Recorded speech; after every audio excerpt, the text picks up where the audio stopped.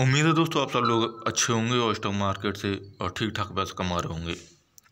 आज 25 अक्टूबर है और एशियन पेंट के स्टॉक के बारे में बात करेंगे। जिस तरह से कल जो न्यूज़ें आई थी उसके बाद एशियन पेंट का स्टॉक गिर गया। अब कितना गिरेगा? कई सारे इन्वेस्टर ऐसे होंगे जिन्होंने डर के बेच दिया होगा, भले ही नुकसान में, लेकिन बेच दिया होगा, या फिर कि होल्ड करके रखे होंगे कि ठीक है शायद उम्मीद है कि उठ जाए स्टॉक। तो स्टॉक कब उठेगा? अब सवाल तो यही है। लास्ट मैंने वीडियो बनाई थी कल शाम को, तो मैंने बता दिया था स्टॉक कितना टूटेगा। स्टॉक उतना ही टूटा। फिलहाल तक तो सिचुएशन ये है कि स्टॉक उतना ही टूटा। अब आगे देखते हैं आगे क्या है। अगर आपके पास हैं आगे होल्ड रखें, क्योंकि फ़िलहाल तो -3.10% टूट के स्टॉक चल रहा है और आज का जो लो बनाया है वो 2,857 रुपया 25 पैसे का है और अभी 2,891 रुपये का चल रहा है। अब यहाँ पे देखेंगे तो ओरिजिनली ये तो जो डंपिंग है वो है कि स्टॉक टूट गया, जो मार्केट खुलते ही लोगों ने बेचना शुरू किया, लेकिन उसके बाद से नीचे से जहाँ से भी आपने ख़रीदा स्टॉक ऊपर उठना चालू हो गया, या फिर कि नहीं ख़रीदा तो स्टॉक ऊपर उठना चालू हो गया। इसने 2,910 का एक हाई बनाया, एक बार ये और दूसरी बार ये इस हाई को तोड़ने की कोशिश की, लेकिन नहीं, ठीक है, मार्केट में जो गिरावट है उसे ही फॉलो कर रहा है। अब देखते हैं कि स्टॉक टूटेगा कितना और आप क्या करें। तो इसके पिछले 5 दिन का चार्ट मैं लगाता हूँ जरा। यहाँ पर गैप देखिए, ये इस गैप को के साथ आज ओपन हुआ, यानी 25 तारीख को।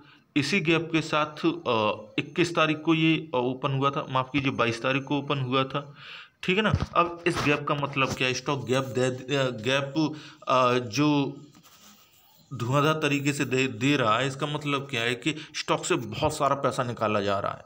या तो न्यूज है इसका कारण कि भाई इसमें जो भी फ्रॉड हुआ है, या हालांकि एशियन पेंट ने क्लियरिफिकेशन दे दिया, लेकिन फिर भी जो कुछ है सो आपके सामने।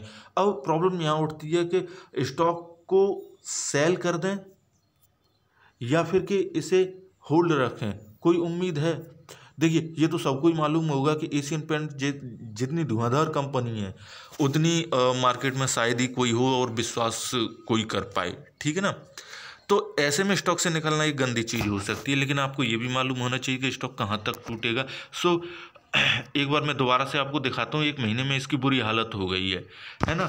1 महीने पहले इसकी जो हालत थी, अगर मोटा मोटी कीमत मान लें 3,450 रुपया या 60 रुपया थी, और अभी 2,886 रुपया। कल शाम तक 17% टूट चुका था स्टॉक, और 17% और अभी 3% टूट चुका, मीन्स 20% के करीब स्टॉक टूट चुका। अब जैसा कि मैंने कल भी बताया था कि स्टॉक हमेशा जो अच्छे और बेहतर स्टॉक होते हैं वो इतने ही टूटते हैं, इससे ज़्यादा नहीं टूटते। अब आपके सामने जो मैं एक कीमत रख रहा हूँ, जो मैंने कल भी बताया कि स्टॉक इतना ही टूटेगा।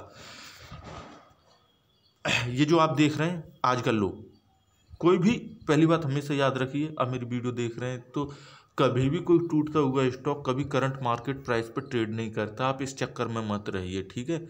स्टॉक किसी भी न्यूज़ की वजह से टूटेगा, मार्केट में कुछ भी कमियां होंगी, टूटेगा, लेकिन वो कभी करंट मार्केट प्राइस पर ट्रेड नहीं करेगा। वो ट्रेड करेगा हमेशा अपने पिछले लोज और अपने पिछले हाइज के बीच में। अगर उन्हें तोड़ देगा तो नीचे चला जाएगा। अब ये सब जानते हैं, मेरे पास तमाम कमेंट आते हैं, ये तो हम जानते हैं साहब, आप क्या नई चीज़ बताना है।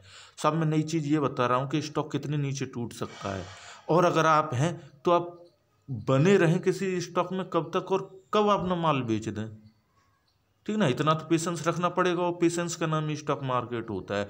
देखिए, कल भी मैंने बताया था कि इस लो को मुश्किल ही तोड़ पाएगा ये एशियन पेंट है, और इस लोगों को अगर तोड़ देगा तो फिर कुछ सोचने वाली बात होगी। अगर आप बाय करना चाहते हैं, सेल करना चाहते हैं, आप तभी कीजिए।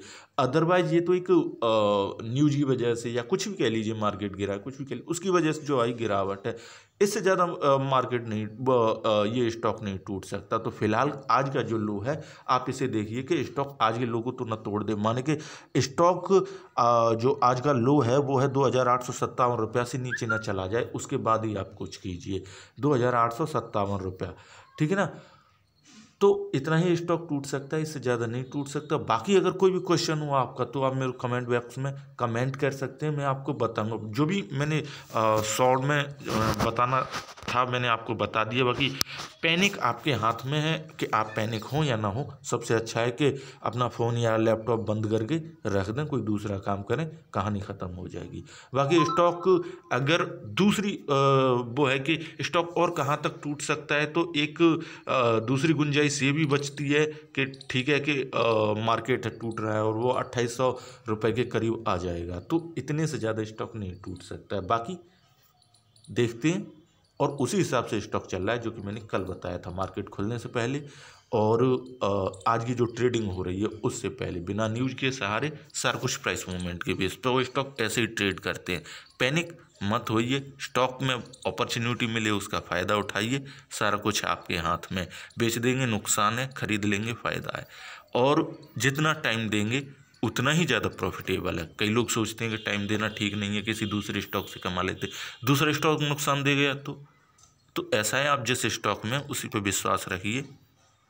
और एशियन पेंट है, ये बाज़ार का लीडर है एक तरह से, जिस तरह से HDFC ग्रुप है उसी तरह से एशियन पेंट है या रिलायंस है, ये भी नामी निफ्टी 50 का स्टॉक है। सो भरोसा रखिए, स्टॉक बेचिए मत। और जो कीमतें बताई इनसे अगर स्टॉक नीचे चला जाता तभी आप कोई डिसीजन लीजिए। अच्छा, जिन्हें कल की न्यूज़ ना मालूम हो तो मैं बता दे रहा हूँ, जो फ्रॉड वगैरह की न्यूज़ें आई और एशियन पेंट ने क्लैरिफिकेशन दिया वो ये था कि भाई एक पेंट की कंपनी थी, एशियन पेंट ने उसे एक्वायर किया था, ख़रीदा था उसे एक तरह से कह सकते हैं, और जो कंप्लेंट की गई थी किसी बंदे द्वारा या किसी ग्रुप द्वारा XYZ, जो बोलते हैं विसिल ब्लोअर, किसी विसिल ब्लोअर ने कंप्लेंट कर दी कि भाई देखिए ये कंपनी खरीदी है एशियन पेंट ने, लेकिन एशियन पेंट के पास इसके मालिकाना हक नहीं है, इसके प्रमोटर से इसे चलाते हैं या इनका हक है।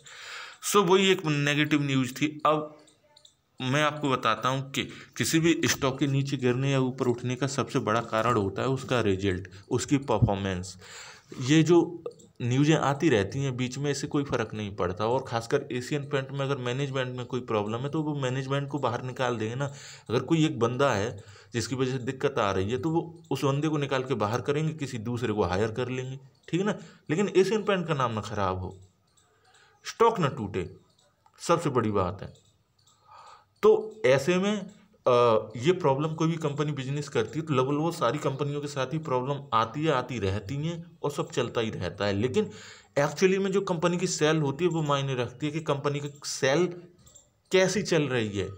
एशियन पेंट की सेल कैसी चल रही है। अब एशियन पेंट का जो Q2 का रिजल्ट आया, अब Q3 के रिजल्ट में एशियन पेंट की, हाँ मान सकते हैं कि Q2 में रिजल्ट खराब आया है इससे, तो वहाँ सेल्स वेल ठीक नहीं दिख रही है। तो कारण वही है कि जो कोविड की वजह से और जो बीमारियां वगैरह फैली हुई हैं, नहीं बिक्री हो पाई होगी। लेकिन अब दिवाली का टाइम है, ऐसे में लोगों ने पेंट वगैरह कराया होगा, खरीदारी खूब हुई होगी, सेल्स वगैरह, तो अगले क्वार्टर में देखिए ना सब चेंज होता रहता है।